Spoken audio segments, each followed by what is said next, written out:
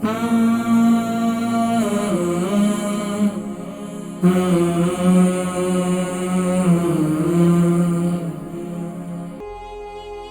शामिल करते हैं। अस्सलाम वालेकुम। अस्सलाम वालेकुम। वालेकुम अस्सलाम व रहमतुल्लाहि व बरकातुहू। नाम, उम्र, वजन, शहर। मेरा नाम फौजिया है, उम्र है 56 और वजन है 67।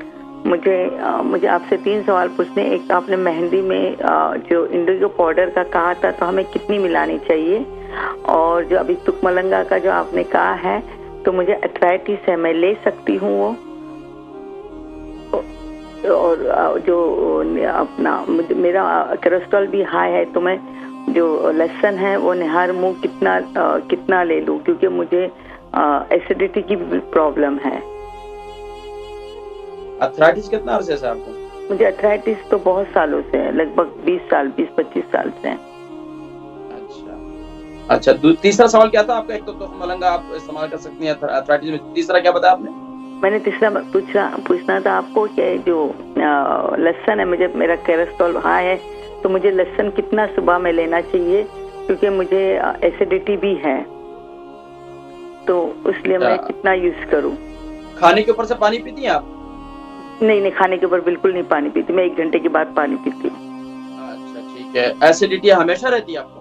हाँ, हमेशा रहती है। अच्छा, इसके साथ जो आप लोग करी मसाला है ना, इस दिन इस मौजू पर प्रोग्राम करूंगा। हमारे यहाँ दिसार वगैरह करी के जो खाने के अंदर मसाला इस्तेमाल करते हैं ना, उसमें रेड चिली आउट कर दें आप। जी।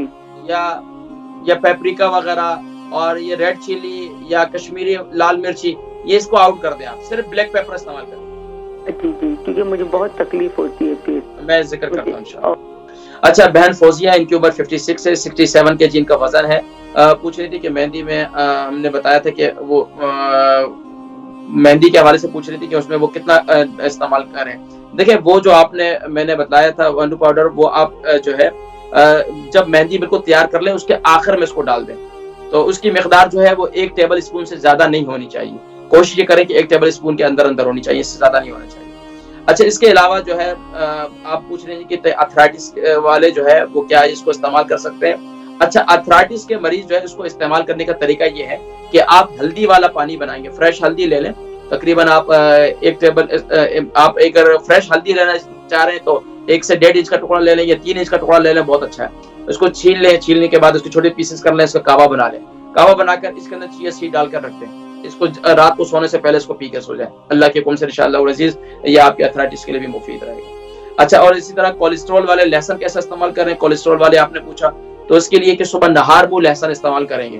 वो नहार मुंह लहसुन इस्तेमाल करने का तरीका है, इसको छोटे पीसेस कर लें और मुंह में डाल दें, ऊपर से जो है सादा पानी पी लें, बेहतरीन। चबाने की जरूरत नहीं है।